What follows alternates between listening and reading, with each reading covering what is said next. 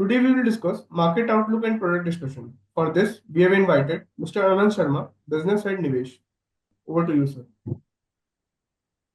Thank you. Thank you, Anshu. Thanks for the introduction and thanks everybody for joining this call today during the evening even. So guys, Anshu, if you can flip the turn over the next page. So guys, as Anshu rightly mentioned, आज हम लोग discussion करने वाले हैं about the market outlook and in the market outlook we will cover the four sections, four asset classes, जिसमें कि हम equity के बारे में बात करेंगे, डेट के बारे में बात करेंगे, गोल्ड के बारे में बात करेंगे and commodity specially crude oil के बारे में बात करेंगे। अगर हम इक्विटी की बात करते हैं पर्टिकुलरली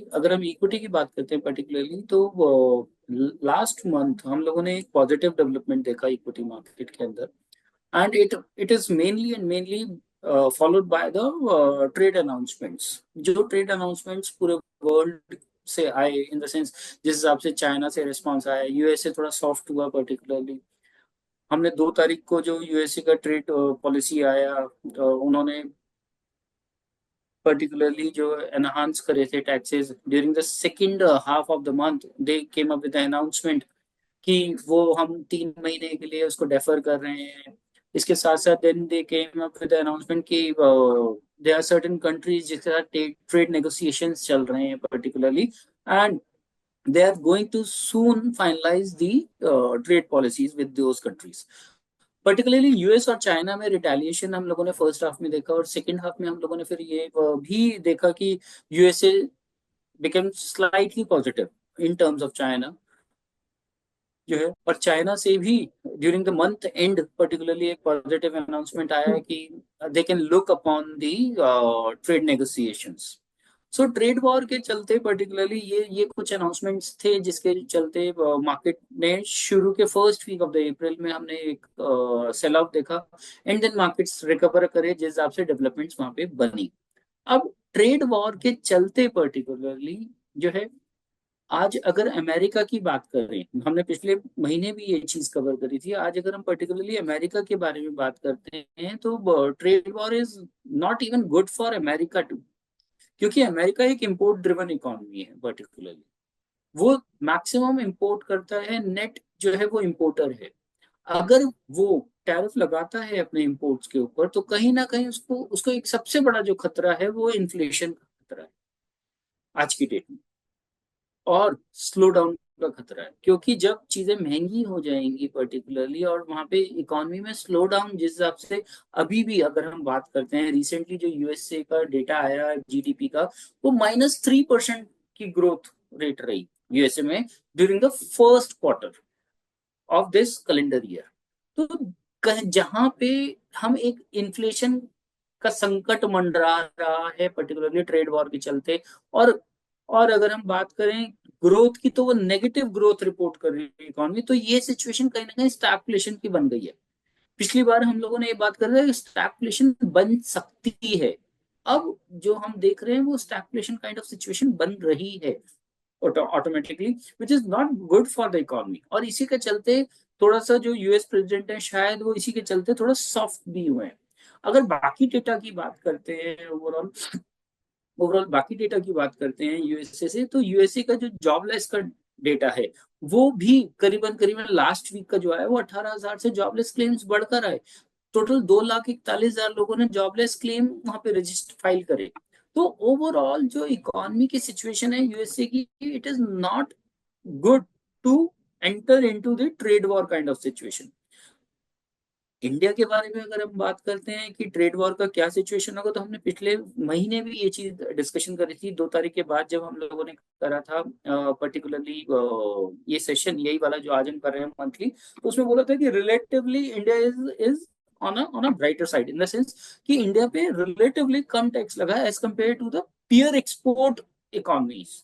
इंडिया का एक्सपोर्ट कॉम्पिटिशन किससे है? चाइना से है, वियतनाम से है, सिंगापुर से है। These are certain countries, mainly South East Asian countries and Asian countries ही हैं, बांग्लादेश है। तो इन सब पे इंडिया के मुकाबले हेवी टैक्सेशन लगा है एंटायरली। दूसरा एक सबसे बड़ी बात यह है कि जो भी ट्रेड नेगोशिएशंस होगा, दे मे बी हाई पॉसिबिलिटी कि वहां से शायद हमारी गवर्नमेंट डिफेंस इक्विपमेंट्स या फिर क्रूड ऑयल पर्टिकुलरली वहां से इंपोर्ट करे, फिर बैलेंस ऑफ पेमेंट यूएसए का और इंडिया का कहीं ना कहीं मीट आउट होता रहेगा ओवरऑल। सो ट्रेड वॉर के चलते ये जो ग्लोबल चैलेंज है इस समय पर्टिकुलरली, वो कहीं ना कहीं सॉफ्ट होता हुआ नजर आया, जिसकी वजह से हमने मार्केट में सेकेंड हाफ में इन द मंथ ऑफ अप्रैल हमने एक तेजी देखी पर्टिकुलरली।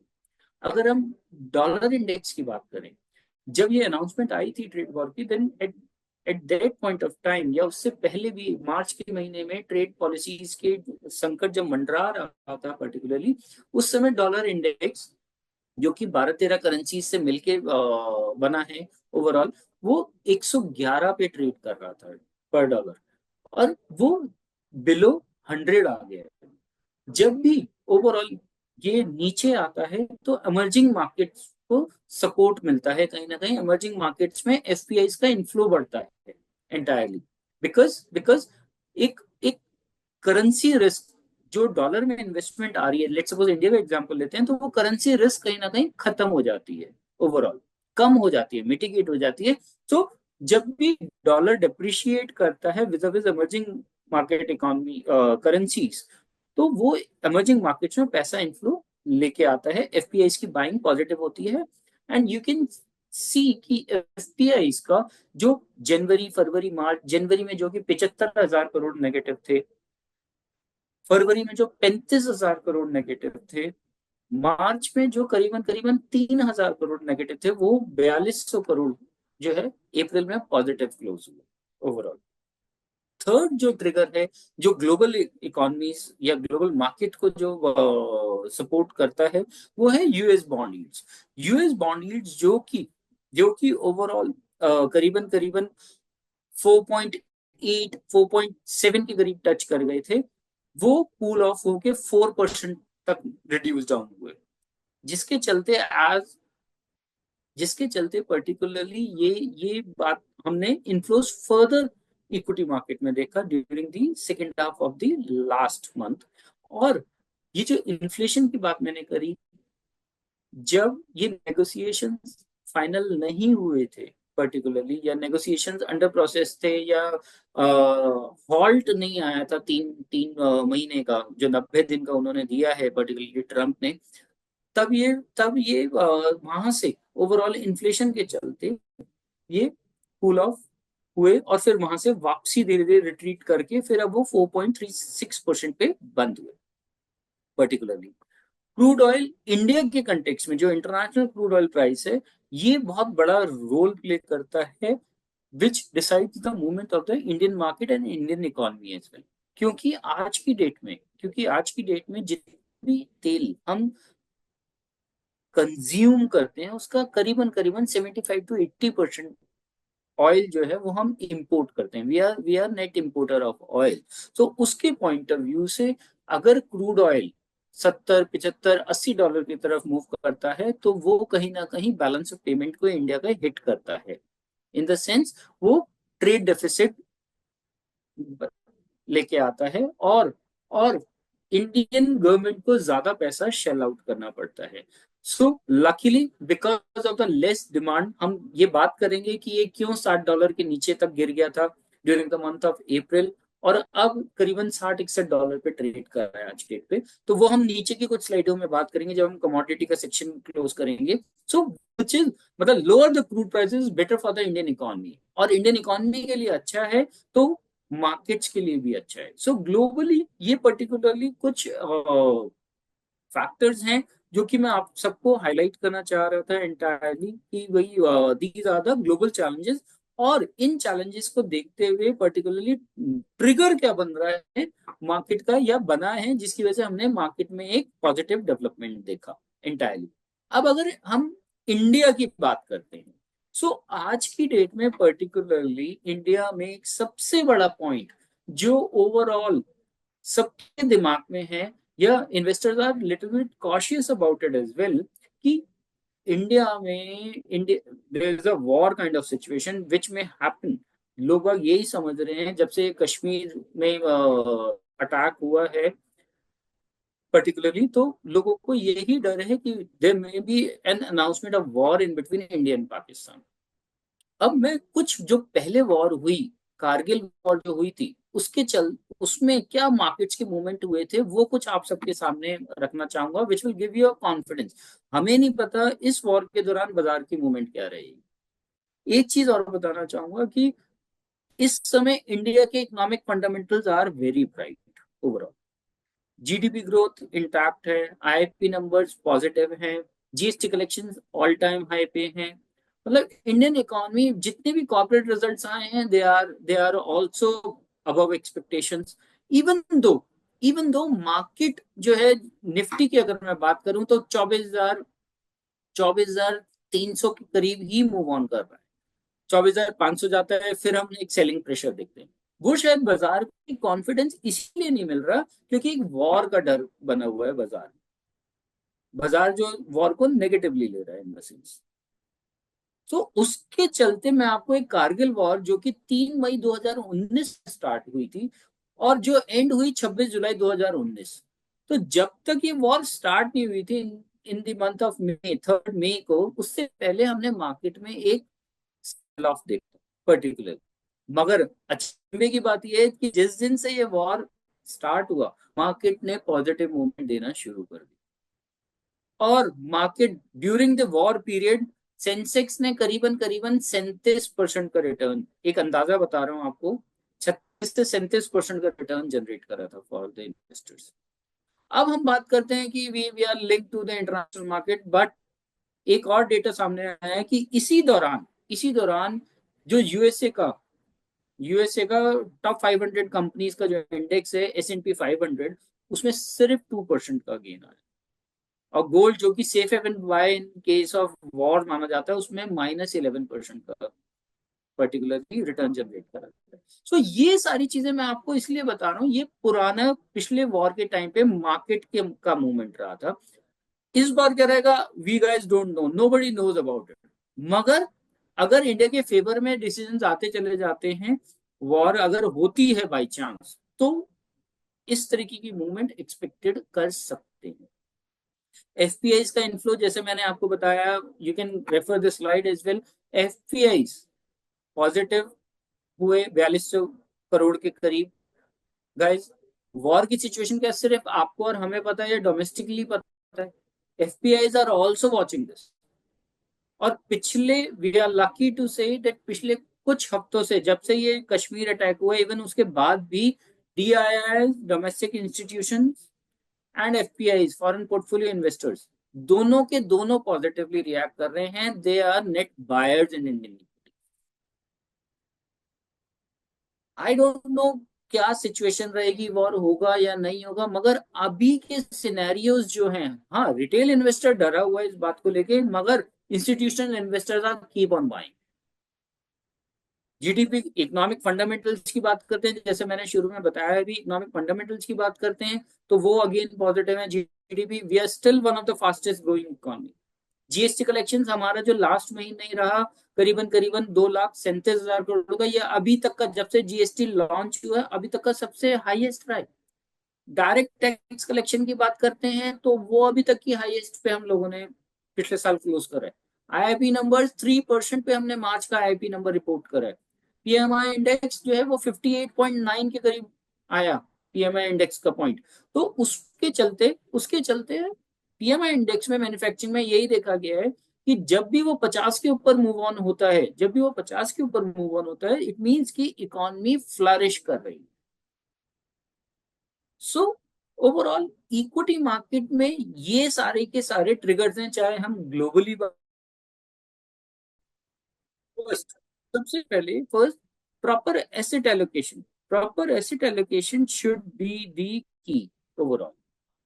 इन्वेस्टर के रिस्क प्रोफाइल, जो मैं हर बार बात बोलता हूं, इन्वेस्टर के रिस्क प्रोफाइल के हिसाब से एंड इन्वेस्टर के इन्वेस्टमेंट होराइजन के हिसाब से, one should create a portfolio of the investor.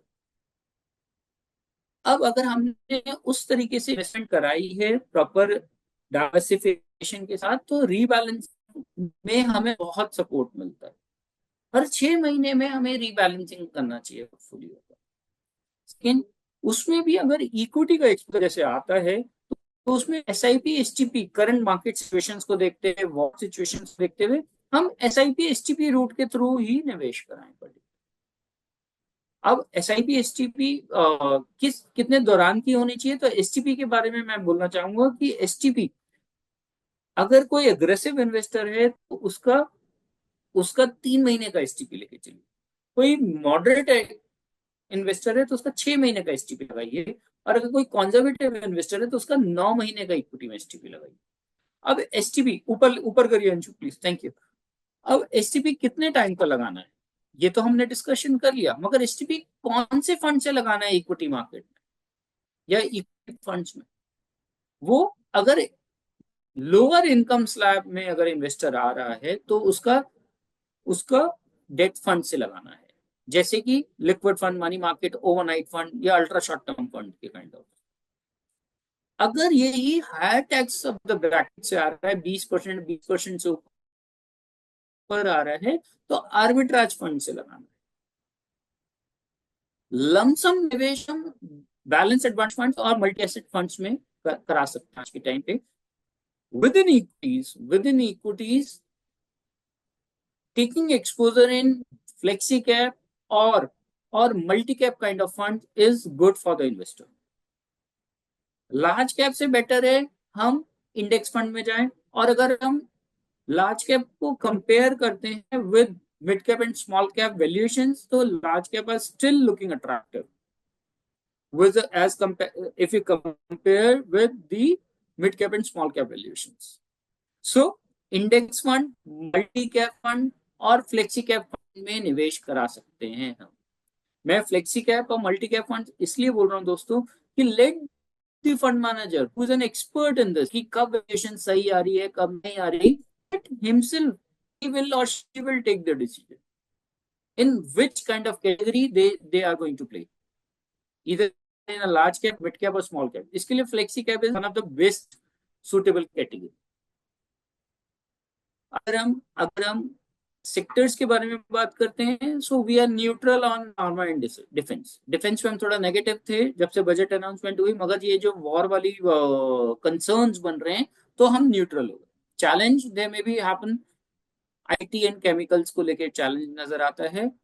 Interest rate cut scenario को देखते हुए we are quite positive on banking, NBFC, financial sector, consumption. Oil जिस हिसाब से नीचे आ रहा है उस हिसाब से oil and power and infrastructure में particularly we are quite bullish overall. So Anshu, guys, I think I tried to cover each and every point with you people with regards to the equity market. Let's move on to the debt market now.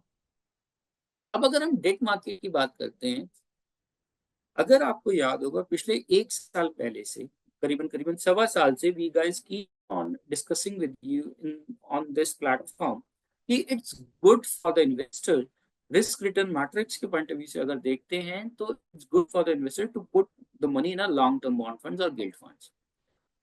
हम लोगों ने उस समय जब 7.25% की yield थी जो कि आज 6.65% की है, उस समय रिकमेंड ये चीज करी थी, and we are happy to share कि अगर उस समय किसी ने पैसा लगाया होता, जो हमारी उम्मीद थी डबल डिजिट रिटर्न्स की, वन इज गेटिंग दैट। इस समय गिल्ट फंड्स करीबन करीबन 9.5 से 10.5% का रिटर्न जनरेट कर रहे हैं। और पर्टिकुलरली आज अगर अप्रैल की बात करते हैं तो 10 ईयर बॉन्ड यील्ड जो है वो 6.35, जो कि पिछले 3 साल का लोएस्ट लेवल है, उसको टच करा अप्रैल के महीने में और क्लोज हुई। इसका जो मेन कारण रहा रिड्यूस डाउन होने का, वो जो सिनेरियो बन रहा है अभी रेट कट्स का, या जो पिछले 2 महीने में रेट कट्स अनाउंस करे हैं RBI ने 2 पॉलिसीज में, सॉरी फरवरी में और अप्रैल में, अभी रिसेंटली लास्ट महीने में 25-25 बिप से रेट कट अनाउंस करा गया।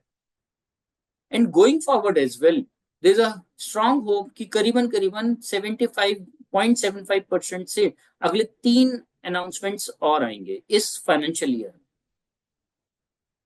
इसके साथ साथ देयर इज स्ट्रॉन्ग होप कि Fed will may also come up, क्योंकि अब जिस हिसाब से उसका नेगेटिव डेटा आने लगा है, economy is suffering right now, trade negotiations के पॉइंट ऑफ व्यू से यूएस से सॉफ्ट हो गया है, तो there is a high expectation कि जून ऑनवर्ड्स यूएस में भी 3 रेट कट 25-25 बिप्स के हम जून ऑनवर्ड्स देख सकते in this current calendar. Rate cut के साथ साथ जो दूसरा कारण है जिसमें एक जिसकी वजह से बॉन्ड यील्ड्स इतना नीचे आए, वो था particularly liquidity provided by the RBI.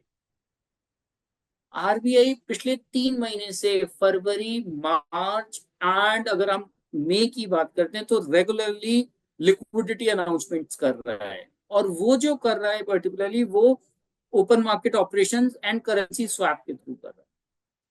इन दोनों को अगर हम मिलाते हैं तो करीबन करीबन आरबीआई से 4 लाख करोड़ की लिक्विडिटी जो है वो सिस्टम में डाल चुका है। इस इसमें 1.25 लाख करोड़ तो उसने मई में ही अनाउंसमेंट करी है, जो कि 6 से 19 तारीख तक जो है वो ओएमओ करेगा। ओएमओ में दोस्तों मैं एक चीज और बताना चाहूंगा, अगर किसी को नहीं पता, ओपन मार्केट ऑपरेशंस में RBI purchase the security from the bank, government securities, and flood in the money to them, और वाइस वर्सा। तो इस बार उसने लिक्विडिटी डालनी है तो वो पैसा आरबीआई सिस्टम में डालेगा थ्रू आर बैंकिंग नेट। इससे पहले 1 अप्रैल को भी ओएमओ अनाउंस करता 80,000 करोड़ का, और 11 अप्रैल को भी उन्होंने 40,000 करोड़ का करा है, प्लस मार्च के महीने में करीबन 1 लाख करोड़ उन्होंने करा। करेंसी स्वैप्स करे थे मार्च के महीने में, जो कि 36 महीने के स्वैप थे $10 बिलियन के। सो ये सारा का सारा टोटल जो है वो करीबन 4.5 लाख करोड़ की, अगर हम देखें तो 4.5 लाख 4.25 लाख करोड़ की लिक्विडिटी प्रोवाइड करी। और लिक्विडिटी जब बैंकिंग में प्रोवाइड करी जाती है तो there is a high expectation कि इंटरेस्ट रेट्स कम होने शुरू हो जाते हैं, और हम लोगों ने देखा भी कि भी इंटरेस्ट रेट कट्स और लिक्विडिटी के चलते पर्टिकुलरली हमने कुछ बैंकों ने अपने एफडी के रेट्स और सेविंग्स बैंक अकाउंट के रेट्स जो है वो लोअर करने शुरू कर दिए। स्टार्टिंग डिपॉजिट रेट रिडक्शन से होती है, और फिर लोन्स भी इसमें आने वाले क्वार्टर में हम लोन्स की ईएमआई के भी रेट ऑफ इंटरेस्ट कम होने लगे। तीसरा फैक्टर जो पुल डाउन करने का रहा या आरबीआई को जो कंफर्ट दे रहा है, आरबीआई के देखिए दो पर्टिकुलर एजेंडा है हिंदुस्तान में। वो ये है कि एक तो करेंसी को स्टेबल करके रखे, दूसरा इन्फ्लेशन कंट्रोल में, and we are happy to share कि दोनों ही इस समय अंडर कंट्रोल है। करेंसी जो कि 88 तक फिसल गया था वो वापस 85.5 पे आ गया, स्टेबल है इस समय विज़ डॉलर। इन्फ्लेशन जो कि आरबीआई बोलता है 4% +2 -2% का है, उसका टारगेट, वो 3.34% पे अभी मार्च का अनाउंसमेंट होगा। इस महीने का भी 12 तारीख को आएगा, लेट्स सी क्या रहेगा। ये मेन 3 कारण थे पर्टिकुलरली जिसके चलते हमने बॉन्ड यील्ड्स में एक रिफ्लेक्शन पॉजिटिव देखा, डाउनफॉल देखा, और प्राइसेस इस बार की अगर गोइंग फॉरवर्ड की बात करते हैं तो आईएमडी जो इंडियन मेट्रोलॉजिकल डिपार्टमेंट है उसने नॉर्मल मानसून का अनाउंसमेंट किया। Let's see how the things are going to shape up. So ये फैक्टर्स हैं जिसके चलते फिक्स्ड इनकम मार्केट को काफी सपोर्ट रहा। ये जो गवर्नमेंट है पिछले 2 साल के बजट में जो फिस्कल डेफिसिट का टारगेट रख रही है उसको ओवर अचीव कर रही है, और वो फिस्कल डेफिसिट को रिड्यूस करती चली जा रही है, जिसके चलते there is a strong expectation. पहले हमारी जो रेटिंग्स थी वो BBB- से इंटरनेशनल एजेंसीज के थ्रू जो मिली थी, और ये फिस्कल डेफिसिट के रिडक्शन को देखते हुए BBB स्टेबल उन्होंने अनाउंस करा अभी रिसेंटली करीबन 2 या 3 महीने पहले। And we are quite hopeful, अगर फिस्कल डेफिसिट अंडर कंट्रोल रहता है, टारगेट्स वो अचीवमेंट करती चली जाती है गवर्नमेंट, तो वी आर क्वाइट होपफुल कि there may be one notch higher ratings soon announced by these international rating agencies। अगर ये रेटिंग एजेंसीज अपनी इंप्रूव करती हैं particularly bond yields, sorry Indian credit ratings को, then it will give a positive impact on the rate of interest at which Indian government borrows from World Bank or any other source internationally। अब अगर कम ब्याज पे पैसा उठाएंगे तो कम पैसा बाहर जाएगा पर्टिकुलरली, और कम पैसा बाहर जाएगा, कम ब्याज बाहर जाएगा, तो जितना रिटेन होगा वो यहाँ इंफ्रास्ट्रक्चर पे या पीएलआई स्कीम्स पे ही खर्च होगा। मगर एक डर फिक्स इनकम मार्केट में बना हुआ है। जैसे हमने बात करा लास्ट टाइम कारगिल के टाइम पे, जब वॉर हुआ था, तो उस टाइम पे मार्केट ने पॉजिटिवली उसको रिएक्ट करा था। मगर जब भी वॉर होता है तो वो फिस्कल डेफिसिट को बढ़ाता है किसी भी इकोनॉमी का, क्योंकि एक्सपेंस बढ़ जाता है, इकोनॉमी का एक्सपेंडिचर बढ़ जाता है, डिफेंस एक्सपेंडिचर बढ़ जाता है, बजट रेट से ऊपर हो जाता है। अगर वॉर होगा तो ये जो यील्ड अभी मूव ऑन कर रही है 6.35 पे, ये 6.5 के करीब या 6.55 के करीब मूव अप हो सकती है going forward. So please note कि एक बारी have an eye, everybody should have an eye on the war situation as well. अगर सारी चीजें स्टेबल रहती हैं, वॉर नहीं होता, जिस हिसाब से अभी सारी चीजें मूव ऑन कर रही हैं, then in that case we are quite hopeful soon we will touch the yields जो अभी 6.35 चल रही है, 6.20 6.25 के करीब टच कर जाएगी। सो वॉर की सिचुएशन में यहाँ से 20 बिप्स हमें ऊपर नजर आता है, और अगर वॉर नहीं होती अनाउंसमेंट तो ये इजीली 6.25 के करीब टच करनी चाहिए। So accordingly, in a longer run, we are quite bullish, still bullish on the long-term bond funds and gilt funds particularly. So ये था overall fixed income के point of view से which I wish to share with you कि current scenario को देखते हुए क्या करना चाहिए, कैसे करना चाहिए। गोल्ड की अगर हम बात करते हैं तो गोल्ड में हमने देखा अप्रैल में 1 लाख पर 10 ग्राम्स के हिसाब से जब ये ट्रेड वॉर की अनाउंसमेंट हुई थी as a safe haven buy बोलते हैं, तो उसके चलते हमने एक अपसाइड देखा था। इवन अपसाइड क्या, वन साइड मूवमेंट हमने 2 अप्रैल के बाद देखा। मगर जैसे जैसे ये डी एक्सकलेशन हुई ट्रेड वॉर की सिचुएशन, देन प्रॉफिट बुकिंग भी आई, और वहां से प्राइसेस करीबन करीबन 5500 6 हजार रुपए पर 10 ग्राम्स कूल ऑफ भी हुए। 92 93 थाउजेंड के करीब वो रेट आया, 94,000 के करीब।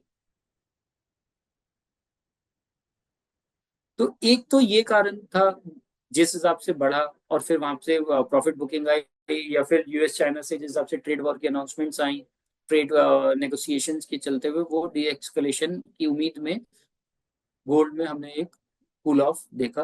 गोइंग अहेड गोल्ड का यही लगता है कि geopolitical tensions across the globe जिस हिसाब से बने हुए हैं, ट्रेड वॉर अभी भी फाइनलाइज नहीं हुई है, तो उसके चलते येलो मेटल गोल्ड का जितना भी फंडामेंटल है it's still strong. Temporary profit booking जरूर है, गोल्ड यहाँ स्टे जरूर कर सकता है, मगर नीचे का घर कम लगता है पर्टिकुलर। और ये जो ट्रेड नेगोशिएशंस हैं, प्लीज नोट माय वर्ड्स कि ये कोई ऐसा नहीं है कि 1 महीने में 2 महीने में क्लोज डाउन हो जाए। चाइना और यूएस की ट्रेड नेगोशिएशंस में टेक 6 मंथ 7 मंथ्स और 9 मंथ्स जिस हिसाब से बातचीत है। तो गोल्ड का पर्टिकुलरली इसीलिए हमें कोई मेजर सेल ऑफ अभी इन द नियर बाय नजर नहीं आता। गोल्ड यही स्टे करेगा, and one should while doing a asset allocation one should still at these level have at least 5 to 10% of in the portfolio, चाहे aggressive or moderate or conservative investor। we can move down to the next slide Anshu। अब हमने crude के बारे में बात करें, मैंने जैसे बताया क्रूड क्रूड पर्टिकुलरली $60 के नीचे आ गया। सो क्रूड जो है वो it registered a sharp losses overall. It was the steepest decline since 2021, 18% कम हुआ पूरे अप्रैल में। सो जिस हिसाब से नेगेटिव जीडीपी ग्रोथ आया यूएसए से, या डेटा थोड़ा सा it was not good overall, तो उसके चलते डिमांड का एक कंसर्न निकल के आया। चाइना ऑलरेडी स्ट्रगल कर रहा है अपनी जीडीपी ग्रोथ से, another economy one of the biggest economy USA, जिसमें जिसमें ये पोजीशन बन रही है कि जीडीपी ग्रोथ नेगेटिव है ओवरऑल। यूरोप भी स्ट्रगल कर रहा है, तो डिमांड का कंसर्न क्रूड ऑयल को देखते हुए वो आज भी बना। और उधर सप्लाई की अगर हम लोग बात करते हैं गाइस, ये मैं इसलिए बता रहा हूँ कि क्रूड ऑयल प्राइसेस क्यों $60 के राउंड अबाउट मूव ऑन कर रहे हैं। तो एक तो डिमांड जहां नीचे आ रही है, उधर सप्लाई आउटपुट अभी तक कट लगाया जा रहा था सप्लाई में by the OPEC plus countries. पिछले साल उन्होंने आर्टिफिशियली क्रूड को जो मैनेज कर रखा था, वो अब आउटपुट को बढ़ाने की बात कर रहे हैं। उन्होंने पीछे बढ़ाया भी, और जून में भी वो यही बोल रहे हैं कि जून में भी वो फर्दर बढ़ाएंगे। तो जहां डिमांड की अगर बात करें वो नीचे आ रही है, सप्लाई बढ़ रहा है, सो अकॉर्डिंगली इक्विलिब्रियम जो सेट हो रहा है, it is at a lower cost now. So crude crude यही 65-70 मैक्सिमम लेवल पे ट्रेड करना चाहिए, because we don't see that going forward as well. आने वाले 6 महीने में even there is a rise in demand. Supply का तो ये बंद चलता ही रहे overall. So this is the overall outlook which I wish to share for all these four asset classes. अब अगर हम बात करते हैं particularly about the products which are available on our platform. So देखिए, there are certain products. I request Anshu to please change the slide. There are certain unique products which are available on our platform. Mutual fund, PMS, AIF, fixed deposits, ये तो basic one है. Insurance. But there are 3 to 4 more products which are unique. जैसे कि gift city product हो गया, policy exchange हो गया। एक नया प्रोडक्ट आ रहा है 10 लाख रुपए के टिकट साइज में, आप में से डेफिनेटली लोगों ने सुना भी होगा, स्पेशलाइज्ड इन्वेस्टमेंट फंड। हम स्लाइडली उसके बारे में भी आज बात करेंगे। Please change the slide Anshu. अगर हम अनलिस्टेड के बारे में बात करते हैं, तो these are the securities which are available as of now through our platform. इसमें मैं ये नहीं कह रहा आप सबसे कि आपको ये सारे रिकमेंड करने चाहिए या क्लाइंट को दिलवाने चाहिए। We should be choosy we should be choosy in selecting particular unlisted stocks जो कि फंडामेंटली स्ट्रांग है, जैसे कि NSC, CSK, HDFC securities, HDB, Tata capital, SBI, AMC. So इस तरीके के कुछ पर्टिकुलर, या पराग पारिक फाइनेंशियल एडवाइजरी, इस एनएसडीएल, इस तरीके के कुछ पर्टिकुलर स्टॉक्स आप एक बास्केट बना के, अगर कोई आपका क्लाइंट लेट सपोज 5 लाख रुपए डालना चाहता है, तो आप उसको अनलिस्टेड सजेस्ट कर सकते हैं, मगर एसेट एलोकेशन का जरूर ध्यान रखिए। किसी भी क्लाइंट का 10 से 15% ही सिर्फ अनलिस्टेड में होना चाहिए, और वो भी 5 डिफरेंट डिफरेंट इन स्टॉक्स, जिनमें जैसे मैंने नाम लिया उनमें पर्टिकुलर हो तो ज्यादा अच्छा है। हमें नहीं पता कौन सा स्टॉक कितनी जल्दी लिस्ट होगा, किस भाव पे लिस्ट होगा। सो जैसे ओयो, एनएससी, मैं दोबारा से नाम लेना चाहूंगा, एनएसडीएल हो गया, या फिर आपका पराग पारिक हो गया, टाटा कैपिटल हो गया, एचडीबी हो गया। तो इन स्टॉक्स का पोर्टफोलियो बना के आप दे सकते हैं। They may be a possibility 2 flop हो मगर 3 हीरो होंगे, या वाइस वर्सा। मगर जो जो आपके स्टॉक्स हीरो निकलेंगे वो आपको मल्टी बैगर रिटर्न्स निकाल के देंगे पर्टिकुलर। सो अनलिस्टेड में you can arrange unlisted through us for your clients. These are the prices. On a daily basis, we keep on circulating these prices. Now let's move on to the next product which are available through our platform, which is a gift city products. अब guys, gift city product particularly NRIs के point of view से product है। इसमें कोई pan card की requirement नहीं, कोई आधार card की रिक्वायरमेंट, कोई बैंक अकाउंट की एनआरई एनआरओ की रिक्वायरमेंट नहीं। डॉलर्स में पैसा आता है, डॉलर्स में ही वापस जाएगा, कोई फेमा की रिक्वायरमेंट नहीं। क्लाइंट अपने होम कंट्री से डायरेक्टली एनआरआई, जैसे कनाडा, यूएसए, ऑस्ट्रेलिया, यूरोप, कहीं से भी डायरेक्ट अपने बैंक अकाउंट से गिफ्ट सिटी में ट्रांसफर कर सकता है इन्वेस्टमेंट मैनेजर के अकाउंट। कोई टीडीएस नहीं लगेगा, no income tax on this product for NRIs. इसमें मिनिमम इन्वेस्टमेंट जो है वो 1.25 करोड़ रुपए की है, 1.25 लाख यूएसडी की है आज की डेट, 1,10,000 यूएसडी की। तो ये करीबन करीबन 1.25 करोड़ के करीब बैठता है,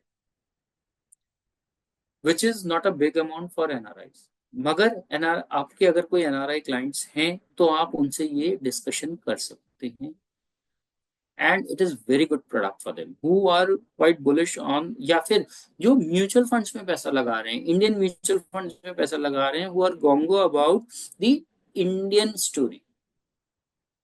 एचडीएफसी मोतीलाल हमने ऑनबोर्ड कर लिए हैं। Soon we are going to onboard White Oak, Birla, Axis and ASK as well. HDFC के जितने भी पोर्टफोलियोज हैं they are replica to the mutual fund portfolios, different schemes. They are running with 5 schemes as of now. HDFC mutual fund की जो पूरे का पूरा replica है। सो इन्वेस्टर के point of view there is no harm at all.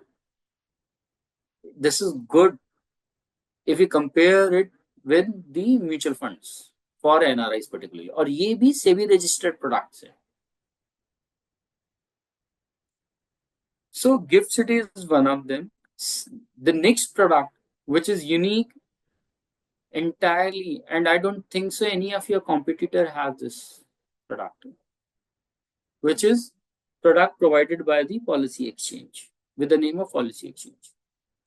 इसमें जितनी भी डिसकंटिन्यूड पॉलिसीज होती है, एंडोमेंट प्लान या फिर यूलिप प्लान होते हैं, जितनी भी लैप्स पॉलिसीज होती हैं, उसमें इन्वेस्टर क्या आते हैं, उस इन्वेस्टर को 9 से 15% का XIRR रिटर्न मिलता है। इसको एक एग्जांपल लेके मैं आपको समझाने की कोशिश करूंगा। लेट सपोज मैंने इंश्योरेंस कंपनी से एक 10 साल के हिसाब से 1 लाख रुपए साल के प्रीमियम पे मैंने एक इंश्योरेंस का प्लान लिया, मनी बैक प्लान लिया।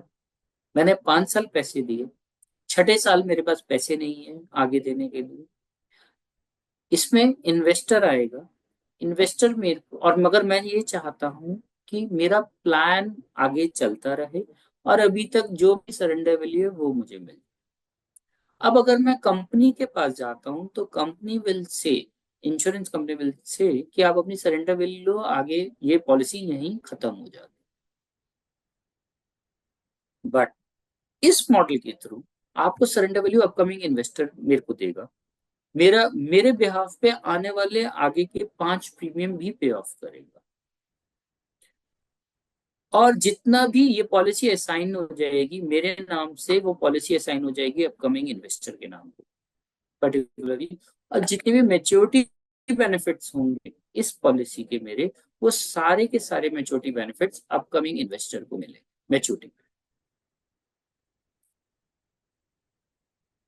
मेच्योरिटी पे investor will get all the benefits, जो भी मेच्योरिटी बेनिफिट्स थे। मेरे को मेरा कवर पूरे 10 साल तक का मेरा ये बेनिफिट रहा, मेरे को मेरा सरेंडर वैल्यू मिल गया मेच्योरिटी से। इन केस अगर मेरी डेथ हो जाती है, इन केस अगर मेरी डेथ हो जाती है तो उस केस में इन्वेस्टर को पहले जितने भी प्रीमियम दिए गए हैं उस डेट तक, उस साल तक, इन्वेस्टर को वो सारे प्रीमियम्स प्लस जो भी प्री डिसाइडेड आईआरआर होगी, 9% होगी या 15% होगी, वो पूरी आईआरआर उसको मिलेगी। और फिर रिमेनिंग अमाउंट मेच्योरिटी बेनिफिट का या सम इंश्योर्ड का जितना बचेगा वो मेरे को, मेरे नॉमिनी को मिल जाएगा। आज की डेट में किन कंपनीज का ये सोर्स कर रहे हैं, वही है कंपनी जिसका हम ये माल बेच रहे हैं, वो है एलवीज life, Bharti AXA, Axis Max Life and India First. Bajaj it's under process. So this is again one of the unique product जो कि आप अगर किसी भी अपने क्लाइंट को प्रपोज करेंगे तो definitely you will get an interest from the client. इसका जो प्रोसेस है, जैसे सेकेंडरी मार्केट बॉन्ड है, अनलिस्टेड के जो रेट्स हैं हम हर बार फॉरवर्ड करते हैं, उसी तरीके से हम पॉलिसीज का डेटा भी फॉरवर्ड करना शुरू करेंगे। ये भी रिसेंटली ऑनबोर्डेड प्रोडक्ट है, तो वो करना शुरू करेंगे नेक्स्ट वीक ऑनवर्ड्स। तो वो उसमें से you can select the policies कि इसमें इन्वेस्टर इंटरेस्टेड है, then we can close the deal. We can change the slide Anshu. Guys, ये वाला एक नया प्रोडक्ट है इंडस्ट्री में जो कि पूरा का पूरा धूम मचा सकता है। Specialised investment fund. The beauty of this product is कि इसमें मिनिमम 10 लाख रुपीस का इन्वेस्टमेंट है और इसमें शॉर्ट भी अलाउड, लॉन्ग शॉर्ट फंड्स भी अलाउड है। सो जो इन्वेस्टर आज की डेट में 1 करोड़ का टिकट साइज होने की वजह से alternative AIF, alternative investment funds में नहीं निवेश कर पाता पर्टिकुलरली, वो इसमें निवेश कर सकता है। एआईएफ में निवेश करने का कारण मेनली लॉन्ग शॉर्ट रहता है, hedge fund kind of strategies के पॉइंट ऑफ व्यू से रहता है। इसमें 10 लाख रुपए का टिकट साइज है और आप देख सकते हैं नीचे स्ट्रेटजीज के बारे में जो मेंशन्ड है उसमें equity, debt and hybrid 3 different strategies हैं। इनके भी नीचे सब स्ट्रेटजीज, जैसे कि इक्विटी में लॉन्ग शॉर्ट स्ट्रेटजीज में 80% इक्विटी रहेगा और maximum 25% of that one can take exposure in derivatives, either short और हेज। ऐसे ही टॉप 100 स्ट्रेटजी है कि mid cap small cap kind of, कि ऊपर के 100 शेयर छोड़ के, लार्ज कैप छोड़ के, दूसरी स्ट्रेटजी ये है कि 65% in equity and 25% maximum derivatives play कर सकते हैं। Sector rotation strategy is the another one. ऐसे ही सेम डेट में एंड हाइब्रिड में। आनंदा कुमार जी का क्वेश्चन मेरे को अभी आया है, is the SIF is proposed by the AMCs और द निवेश। तो मैं एक चीज बताना चाहूंगा कि ये एएमसीज की भी सब्सिडरीज होंगी जो कि सभी में रजिस्टर्ड होंगी, वो ये प्रोडक्ट लेके आएंगे। We are going to act as a national level aggregator, as a distributor in this, Anand ji particular. So these are certain products. This was a market outlook जो कि हम लोग ने आपके साथ शेयर करा। Now Anshu, I hope we can take the queries. अगर किसी की भी पर्टिकुलर क्वेरी है with regards to the market, वो हम एक बारी we can take it up from here. So Anand Kumar ji, आपने बोला है are you recording this session, if yes why can't you make it available on YouTube. So Ananda ji, मैं आपको बताना चाहूंगा ऑल दी सेशंस जो हम लोग रिकॉर्ड कर रहे हैं वो सारे के सारे यूट्यूब पे अवेलेबल है। I request you to please go through our Nivesh channel. मेरा जो पिछले महीने का भी आउटलुक सेशन था पर्टिकुलरली, वो हम लोगों ने यूट्यूब पे डाला है। इससे पहले, मेरे इस सेशन से पहले लास्ट टू लास्ट वीक हमने कृष्ण कुमार जी का भी करा था सेशन, वो भी पूरा का पूरा यूट्यूब में डाला हुआ। सेकंड क्वेरी है आनंद कुमार जी की again, US markets are down and USD also down from peak, is it an advantage to move INR to USD and invest in US dollar. इस चीज पे मैं आपको यही बोलना चाहूंगा, जैसे मैंने आपको आनंद जी रिक्वेस्ट करा है सबको कि एसेट एलोकेशन डाइवर्सिफिकेशन का ध्यान रखें, इन्वेस्टर का इन्वेस्टमेंट होराइजन के हिसाब से निवेश करें। इंटरनेशनल मार्केट में एक्सपोजर लेना अच्छी बात है, उस हिसाब से आप 10 to 15% of the equity portion you can invest in any of the US market, any of the market, international market. India में भी कुछ फंड्स हैं जो एज अ फीडर फंड काम करते हैं, उसके थ्रू भी आप निवेश कर सकते हैं, सो दैट उसमें आपको आईएनआर यूएसडी का कन्वर्जन करने की जरूरत नहीं है पर्टिकुलरली, एंड आपको रुपी में ही इन्वेस्टमेंट करनी होगी, आपको रुपी में ही पैसा मिलेगा। थर्ड पॉइंट आपने ये लिखा है आनंद कुमार जी का again, that your unlisted prices are higher, your unlisted prices are higher और then price available in the market, also share transfer taking 3 days. So unlisted का जो मैंने आपको प्राइसेस दिखाया था Anand ji, it is around first की बात है, आप शायद आज की डेट से कंपेयर कर रहे हैं तो इसलिए आपको हायर लग रहे होंगे prices, but we always try to be competitive.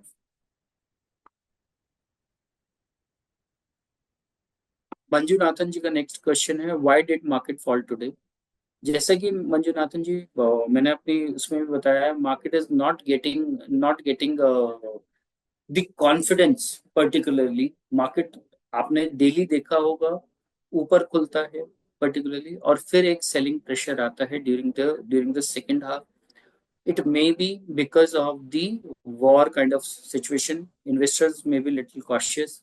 आज का मेरे को एक बार देखना होगा कि एफपीआई का या डीआईआई का डेटा क्या रहेगा. अभी नंबर्स आर नॉट आउट कि फॉल का मेन कारण क्या है, सेलिंग प्रेशर कहाँ से आया है उस पॉइंट ऑफ व्यू से. बट शॉर्ट टर्म को अगर हम नजरअंदाज करते हैं तो लॉन्ग टर्म के पॉइंट ऑफ व्यू से we are looking way this investment in the Indian economy is looking very good. मैं बार बार एक चीज बोलता हूँ, जो रिटर्न्स परसेंटेज टर्म्स में हम लोग देखेंगे, शायद आज से 10 साल 15 साल बाद वो परसेंटेज टर्म्स में रिटर्न नहीं निकलेंगे. एब्सोल्यूट टर्म्स में दे में बी अ पॉसिबिलिटी, पैसा बनेगा बाजार में, हमेशा पैसा बनेगा, मगर परसेंटेज रिटर्न्स जो मैक्सिमम निकलेंगे वो अभी आने वाले 10 साल में निकलेंगे, ऐसा मेरे को लगता है particularly. So one should not go by the short term view. हमें इक्विटी में जो एक्सपोजर लेना चाहिए वो एक लॉन्ग टर्म के सिनेरियो से लेना चाहिए. आनंदा कुमार जी का एक और क्वेश्चन है, इज निवेश going to help clearing NISM 13 certification और नॉट नेसेसरी फॉर SIF? तो मैं एक चीज क्लियर करना चाहूंगा, SIF के पॉइंट ऑफ व्यू से it is very much necessary to clear NISM 13, and going forward we will try to help you as well to clear that exam. I hope these are the only queries which was there in the chat box.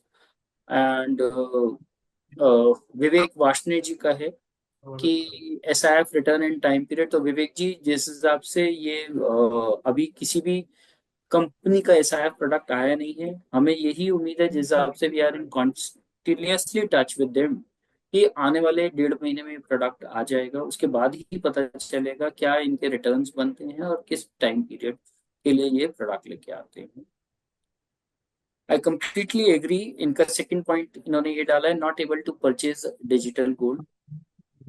So digital gold हम लोगों ने थोड़ा सा, we are not okay with the digital gold as of now from the purchase point of view, because we observe the thing. Anshu, can you please mute yourself? Yes, sir. So we observe this thing कि digital gold में दो तरीके से client को problem आता है particularly.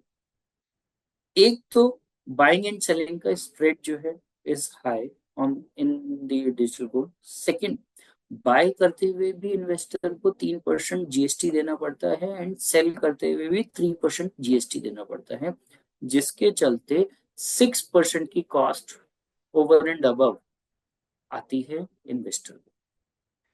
अगर हम रिलेटिवली कंपैरेटिवली देखते हैं तो gold fund of fund through our platform is much more efficient way to invest in gold, and I request everybody कि उसी के थ्रू निवेश करें गोइंग फॉरवर्ड. इसीलिए हम लोगों ने डिजिटल गोल्ड को अभी थोड़ा सा स्टॉप करा है टिल द टाइम ये एफिशिएंसीज इंप्रूव नहीं होती. विवेक जी का एक और क्वेश्चन है, kindly provide marketing material to partners for more. Definitely we keep on sending the Vivek ji marketing material to all our partners. आपके जो भी RM हैं, जो भी सेंट्रल RM हैं, I request you to please raise the query so that we can arrange and forward that to you. We keep on forwarding this. Anshu, you can take it forward. Sir, I think that's it for the question. And आज के session में बस इतना ही. And मैं आप सभी का धन्यवाद करना चाहूँगा हमारे साथ जुड़ने के लिए. एंड सर, आपका भी हमें हमारे साथ जुड़ने के लिए और ये इन्फॉर्मेशन हमारे साथ शेयर करने के लिए. आज की सेशन यही समाप्त होती है. धन्यवाद. Okay, thank you everybody. Thank you sir.